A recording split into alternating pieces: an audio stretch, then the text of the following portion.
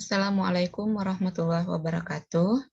Nama saya Dr. Hanina Magister Biomedik dari Fakultas Kedokteran dan Ilmu Kesehatan Universitas Jambi, mengampu mata kuliah Skillab 1. Profil pendidikan saya, S1 Kedokteran Umum dari Universitas Sriwijaya, dilanjutkan dengan profesi dokter umum Universitas Sriwijaya, dan S2 Ilmu Biomedik Universitas Sriwijaya. Unit kerja saat ini saya berada di Prodi Kedokteran, Fakultas Kedokteran dan Ilmu Kesehatan Universitas Jambi.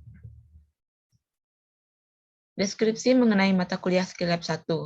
Mata kuliah Skillab merupakan mata kuliah yang berisikan keterampilan klinik yang bertujuan untuk mempersiapkan mahasiswa sebelum masuk pada pembelajaran klinik di rumah sakit dan di masyarakat yang lebih luas. Pembelajaran Skillab dimulai dari pelatihan keterampilan klinik yang paling sederhana, yaitu pada semester 1, dan secara bertahap kompleksitas keterampilan semakin ditingkatkan dengan pengulangan keterampilan yang dilatihkan sebelumnya, hingga pada semester 6, yaitu materi Skillab 6. Nah, kalau Skillab 1 ini diberikan pada semester ganjil, yaitu semester 1, dengan jumlah SKS 1 SKS. Kemampuan yang ingin dicapai pada mata kuliah Skillab 1, mahasiswa diharapkan dapat melakukan keterampilan dasar komunikasi dan pemeriksaan fisik. CPMK dari mata kuliah Skillab 1 ada beberapa, yaitu mahasiswa dapat melakukan komunikasi interpersonal dengan pendekatan verbal dan nonverbal, disertai empati terhadap pasien simulasi. Kemudian mahasiswa dapat melakukan cuci tangan, pemasangan dan pelepasan sarung tangan, serta pemasangan masker dan gaun bedah dengan baik. Mahasiswa dapat melakukan pemeriksaan fisik dasar head to toe dengan baik.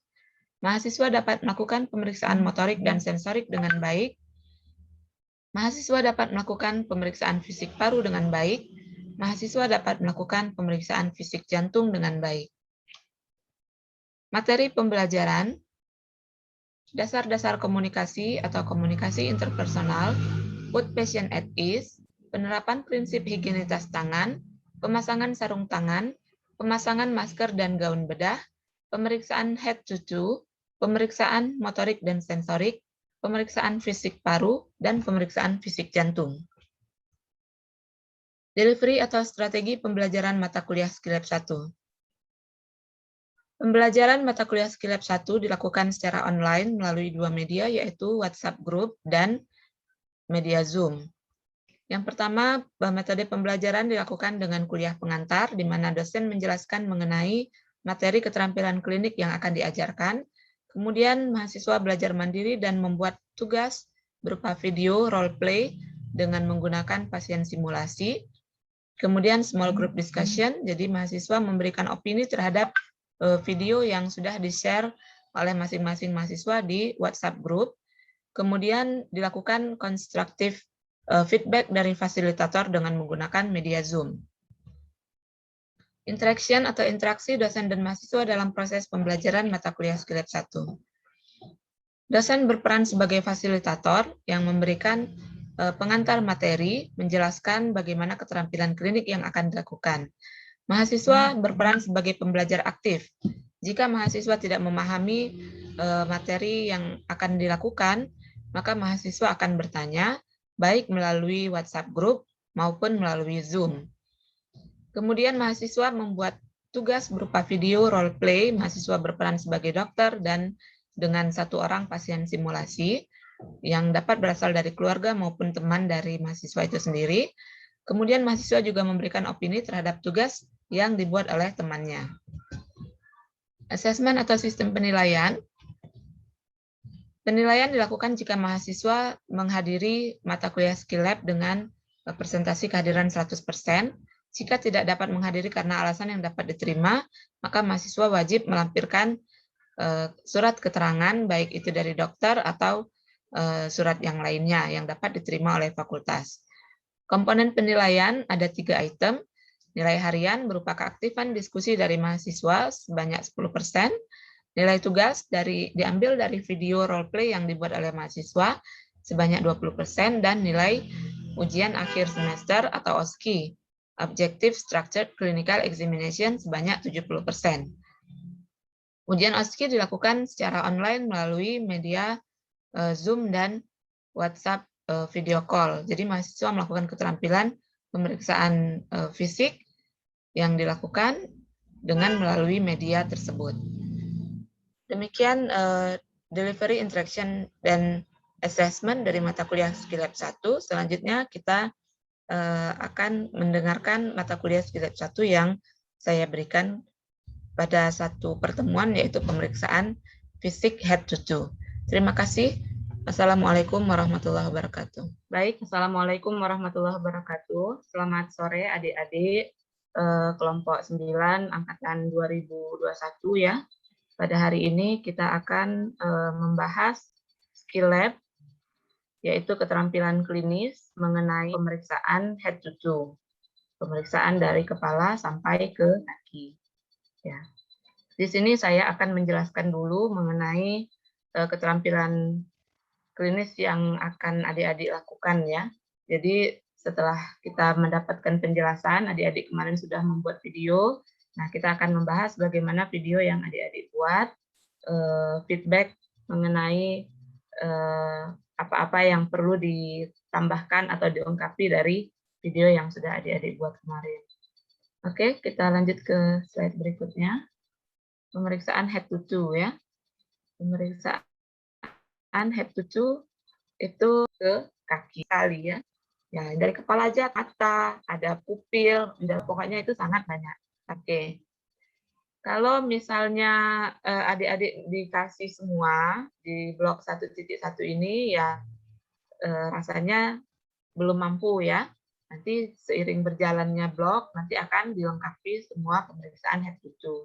Nah, ini kita hanya membahas secara garis besar saja apa-apa yang paling penting pada pemeriksaan head to toe ini ya. Ini di checklistnya sudah ada mulai dari cuci tangan. Jadi sebelum melakukan pemeriksaan, cuci tangan gunanya supaya kita tidak memindahkan kuman dari diri kita atau dari orang yang kita periksa sebelumnya ke pasien. Kemudian sesudah periksa juga kita harusnya cuci tangan ya.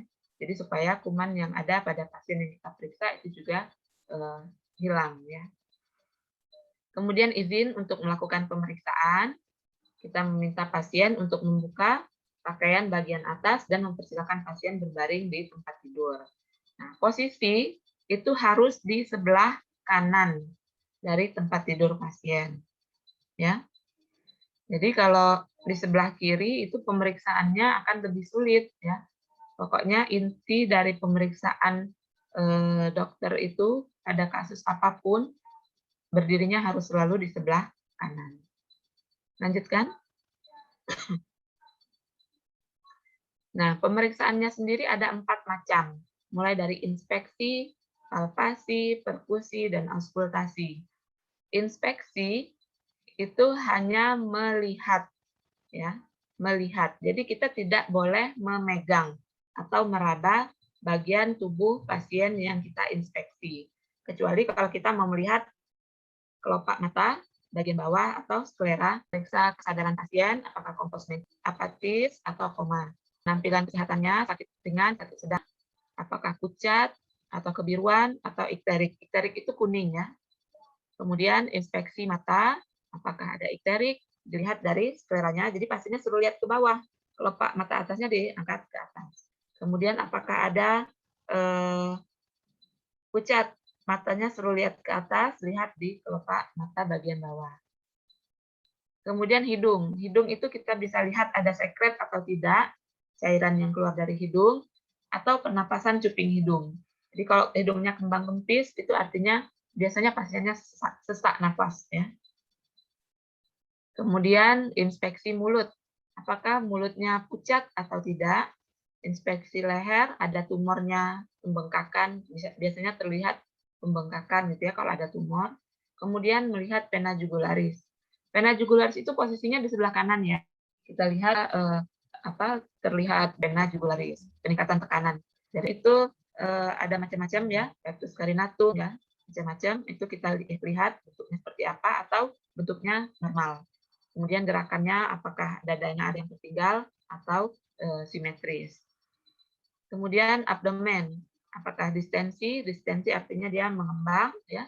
Kemudian apakah ada tumor, apakah ada bekas luka, kemudian apakah ada spider nevi. Spider nevi tahu adik-adik, pembuluh darah di permukaan abdomen, ya. Kalau pembuluh darah di permukaan abdomen ini di kulit atasnya ini melebar, itu akan terlihat gambaran seperti jaring laba-laba, spidernya.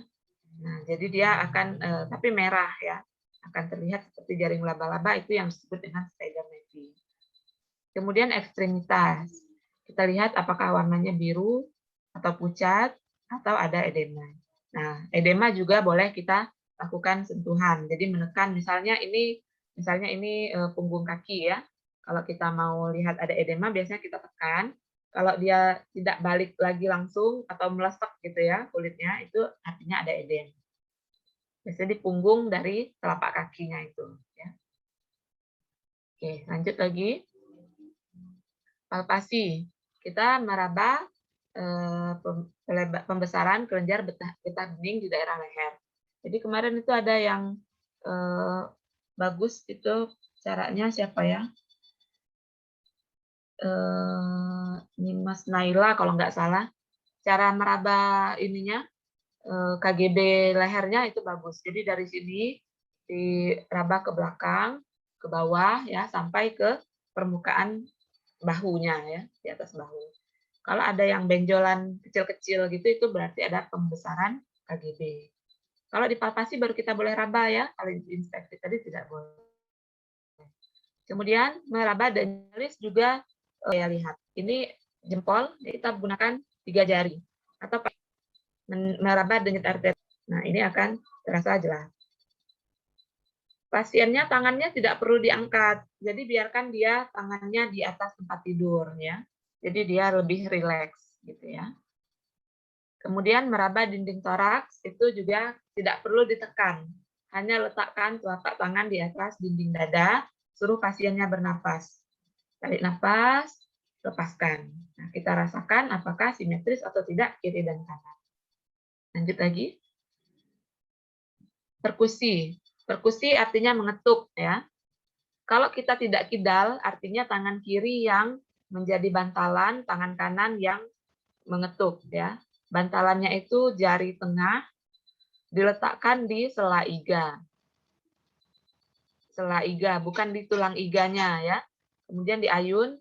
Yang diayun itu pergelangan tangannya, bukan tangannya keseluruhan, tapi pergelangan tangannya yang diayun, ya. Nah, nanti bunyinya akan berbeda. Kalau di organ yang padat, misalnya di hati, itu bunyinya redup, dup, dup, dup, gitu, ya. Tapi kalau dia di organ yang ada udaranya, seperti paru-paru, akan lebih nyaring suaranya daripada di hati. Kemudian kalau di organ yang banyak udaranya, seperti di perut, di abdomen, itu bunyinya akan lebih nyaring lagi, namanya timpani, ya.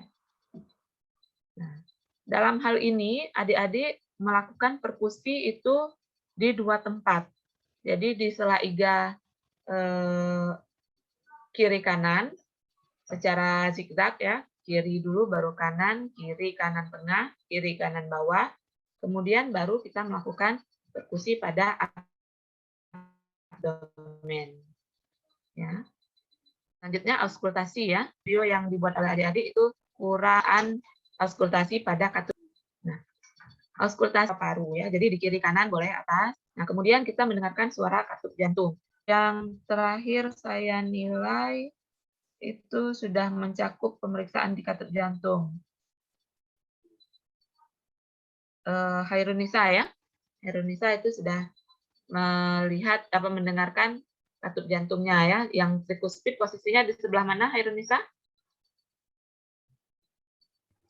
Yang trikuspid itu berarti di daerah ICS 4 sebelah sinistra dari sternum. Oke, sip. Betul. Aorta di daerah ICS 2. Sternal yang sebelah dekstra. Aorta sinistra. Kalau pulmonal baru di dekstra. Ya, kemudian katup mitral. Satu lagi katup mitral kan yang terakhir. Ya, di ICS 5 di midclavicular yang sebelah sinistra. Ya, bagus sekali.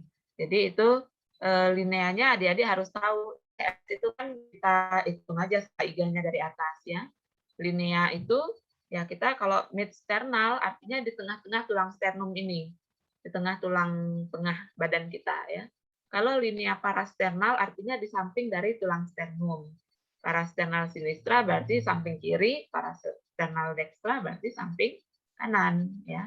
Nah, itu perlu adik-adik yang lain untuk mempelajari posisi katup jantungnya ya, karena ini di checklist ada. Nanti waktu di ujian itu akan dinilai ya. Kemudian auskultasi pada daerah abdomen. Kita menilai bising usus. Oh ya, sorry, yang tadi mendengarkan di paru-paru itu selain kita mendengarkan bunyi nafas utama vesikuler ya, biasanya bunyi nafas normal itu vesikuler, bunyi nafas tambahan. Ada bunyi nafas tambahan berarti ada wheezing, berarti ada sesuatu di paru-paru. Itu artinya normal ya. Bunyi jantung juga. Bunyi jantung itu yang normalnya kan dup dup dup dup gitu ya. Itu namanya bunyi jantung pertama dan bunyi jantung kedua. Kalau ada zrep di antaranya, jadi lep zrep dup gitu ya. Itu artinya ada bunyi bising. Berarti itu sudah bunyi tambahan, ya, bunyi yang tidak normal. Atau bunyi seperti kaki kuda, derep gitu ya, itu namanya bunyi gelap. Ya, itu juga suara yang tidak normal. Nah, kalau di abdomen itu hanya bunyi bising usus. Bunyi bising usus itu yang kayak kalau kita perutnya lagi keroncongan gitu ya, krok-krok gitu ya. Nah, itu biasanya intensitasnya bisa sampai 1-35 kali per menit yang normal ya. Oke, sampai di sini saya kira untuk pemeriksaan head to toe sudah selesai. Oh ya, satu lagi yang perlu adik-adik ingat, kalau kita menginterpretasikan pemeriksaan fisik ini, interpretasinya satu-satu ya. Jadi misalnya pasiennya tadi diperiksa inspeksi. Jadi inspeksi di daerah wajahnya normal Pak, misalnya gitu ya. Pasiennya nggak usah disuruh duduk. Jadi masa pasiennya baring, duduk, kita mau ngomong baring lagi, duduk lagi, ya nggak perlu ya. Biar aja pasiennya berbaring, ininya hasil pemeriksaan inspeksi di toraknya normal Pak, gitu ya. Begitu juga dengan di daerah lain. Oke, sampai di sini ada yang mau didiskusikan? Saya izin bertanya, dokter. Silakan. Untuk pemeriksaan kelenjar getah bening, itu apakah bisa sambil berbaring ataukah memang harus sambil duduk, dokter? Oh ya, bisa saja dilakukan sambil berbaring bisa. Tapi memang yang lebih mudah kalau pemeriksaan KGB itu sambil duduk. Jadi posisi pemeriksaannya dari belakang ya. Baik, terima kasih banyak, dokter. Jadi ya kita bisa sambil berbaring.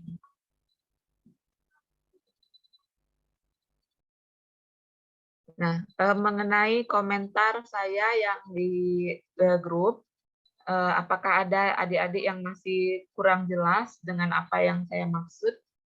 Kalau ada yang kurang jelas, boleh kita diskusikan di sini. Saya boleh izin bertanya lagi, dokter? Boleh, silakan. Untuk pemeriksaan saat perkusi, kan kita kan mencari bagian dari ICS atau jarak antara masing-masing kostai gitu kan, dokter. Nah, kalau misalnya untuk orang misalnya seandainya pasien kita bertubuh kurus itu kan mudah ya, dokter ya. Kalau seandainya pasien kita itu bertubuh gemuk gitu, apakah tidak masalah, dokter, kalau misalnya kita menekannya lebih bertenaga gitu, dokter, atau bagaimana ada cara yang lebih mudah gitu, dokter? Ya, jadi itu memang tantangan ya. Tantangan bagi kita sebagai dokter kalau kondisi pasiennya itu lebih sulit untuk diperiksa. Ya, kalau kita mau perkusi pasiennya gemuk emang harus ditekan deh. Emang harus lebih tekan gitu ya. Kalau nggak mau ini bunyinya sama semua nanti. Ya, nanti dengan pengalaman adik-adik, nah nanti pesan saya, waktu kalian koas kan itu ada pasien ya, bisa kita periksa gitu ya, dengan izin gitu. Tapi maksudnya harus rajin-rajin, jangan kita ragu-ragu atau banyak malu gitu ya untuk memeriksa pasien yang ada di rumah sakit. Dengan pemeriksaan itulah pengalaman kita bertambah, jadi kita semakin mahir ya. Karena kalau cuma dengan manekin kan kondisinya sama ya. Apakah masih ada? Nah, jika tidak, mungkin kita hari ini. Kita mau bahas hasil usulan. Saya lihat videonya yang pemeriksaan head to toe sudah lumayan bagus-bagus ya yang dilakukan oleh adik-adik ya. Ada yang beberapa yang saya note sebagai excellent ya. Nah, tapi yang lain ada juga yang belum sempat dikoreksi. Saya kira bisa kita lihat sama-sama ya di sini. Videonya siapa yang belum saya bahas di grup?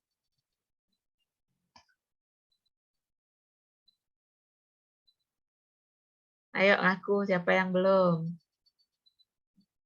Amanda belum ya? Belum, dokter. Nah, kok nggak ngomong? Kita bahas ya, Amanda ya. Kita tonton sama-sama ya. Iya, dokter. Ini untuk pembelajaran dari saya dan dari teman-teman. Boleh kasih masukan untuk Amanda ya. Tapi masukan ini juga pastinya akan berlaku untuk teman-teman yang lain ya, bukan cuma buat Amanda ya. Ya, karena kita dalam belajar itu pasti masih ada kekurangan ya. Oke, silakan bisa nggak Risa di share videonya? Selamat sore, Dek. Perkenalkan, saya Dr. Amanda yang akan menangani adik pada sore hari ini. Sebelumnya, boleh saya tahu siapa nama adik? Fabian. Umurnya berapa, Dek?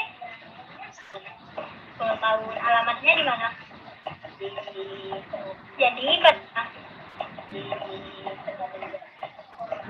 Jadi pada sore hari ini kita akan melakukan pemeriksaan fisik, yaitu berupa melihat, mengetuk, dan mendengarkan. Jadi, ada jangan merasa takut ya, karena pemeriksaan ini tidak akan sakit. Apabila merasa tidak nyaman, segera katakan ke saya ya.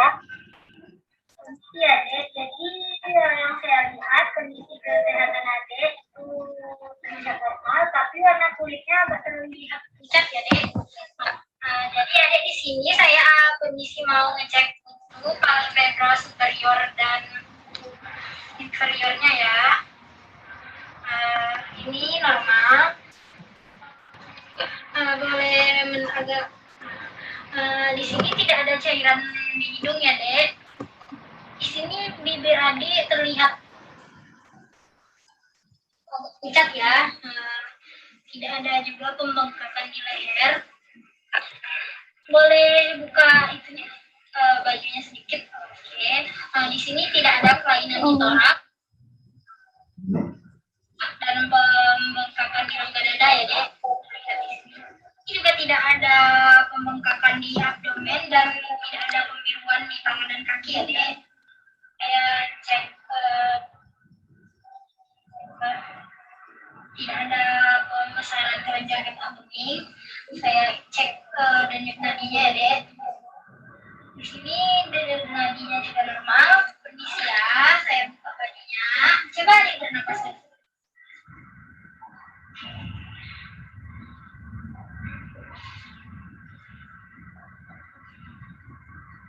Ya, normal ya. Saya akan melakukan pemeriksaan perkusi pada rongga toraks dan rongga abdomen.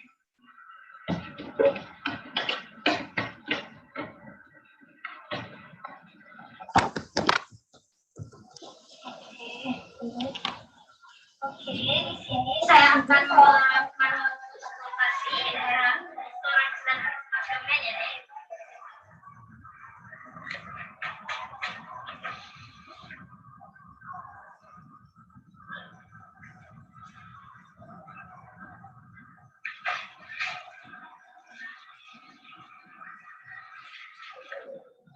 Ya. Oke, ada yang mau komen duluan? Bagaimana ada masukan untuk Amanda kira-kira yang lebih pas itu bagaimana? Mungkin Reza mau komen? Artinya udah pas dokter, cuman tadi kurangnya minta persetujuan dari pasiennya apakah bersedia atau tidak. Andri? Andri, ada komen Andri? Baik dokter, tambahkan untuk pemeriksaannya itu kayaknya di sebelah kiri ya dokter. Aturannya kan yang dianjurkan dari sebelah kanan pasien gitu dokter. Iya, ini memang sebelah kiri atau efek kamera ya Amanda? Kebetulan itu kasurnya susah kalau untuk di sebelah kiri, dok. Nggak apa-apa, kepalanya aja diputer. Jadi maksudnya posisi Iya, tidurnya aja ya harusnya ya. Akan saya perbaiki. Iya.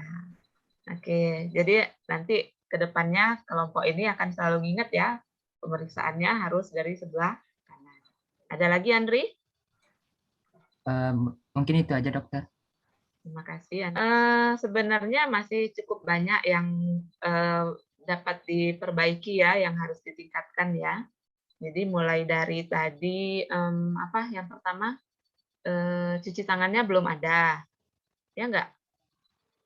Ya. Tadi apa saya ketinggalan? Sepertinya cuci tangannya memang belum ada ya. Kemudian inspeksi. Nah, inspeksi itu tadi yang dilakukan oleh Amanda, posisi pasiennya masih duduk ya. Nah, kalau kita inspeksi konjungtiva sama sklera itu masih oke kalau pasiennya duduk. Tapi kalau kita inspeksi abdomen, kira-kira gimana? Lebih sulit ya. Nah, posisi yang paling ideal untuk inspeksi abdomen itu kan dari arah kaki pasien ya. Pasiennya berbaring, pemeriksaannya dari arah kaki. Nah, itu posisi yang paling bagus. Kemudian setelah inspeksi tadi ada palpasi. Palpasinya, pemeriksaan palpasi kelenjar getah bening tadi belum pas posisinya. Kemudian pemeriksaan palpasi arteri radialis, tadi Amanda menggunakan jempol, harusnya menggunakan 3 jari ya, 3 jari atau 2 jari boleh. Jari telunjuk, jari tengah, jari manis. Kemudian palpasi torak. Palpasi toraknya tadi kurang ke atas, harusnya benar-benar di dada ya. Kemudian perkusi dari abdomen baru ke abdomen. Begitu juga dulu baru ke abdomen. Vaskulas kiri, paru kanan kiri, paru atas kanan, tengah kiri, tengah kanan, bawah kiri, bawah kanan ya. Jadi berselang-seling. Oke, saya kira untuk skill lab ini adik-adik sudah melakukannya dengan sangat baik, dengan usaha yang saya hargai cukup besar ya dengan kondisi kita belajar daring seperti ini. Tapi saya harap tidak melemahkan semangat adik-adik untuk belajar lebih giat ya. Kalau ada yang kurang dipahami, bisa segera ditanyakan sama dosen ya. Kalau ada pertemuan seperti ini ya dicatatlah apa-apa yang ingin didiskusikan ya. Saya harap bekal dari awal blog ini bisa menjadi bekal untuk pembelajaran yang lebih baik adik-adik di semester-semester berikutnya dan di koas serta ketika menjadi dokter nanti. Jika tidak ada lagi yang ingin didiskusikan, saya cukupkan pertemuan skill lab kita. Terima kasih atas perhatian adik-adik. Mohon maaf jika ada salah kata. Tujuan saya hanya untuk memberikan ilmu, masukan untuk perbaikan adik-adik di masa yang akan datang. Ya, dimaafkan. Oke. Terima kasih. Saya tutup. Wassalamualaikum warahmatullahi wabarakatuh. Waalaikumsalam warahmatullahi wabarakatuh.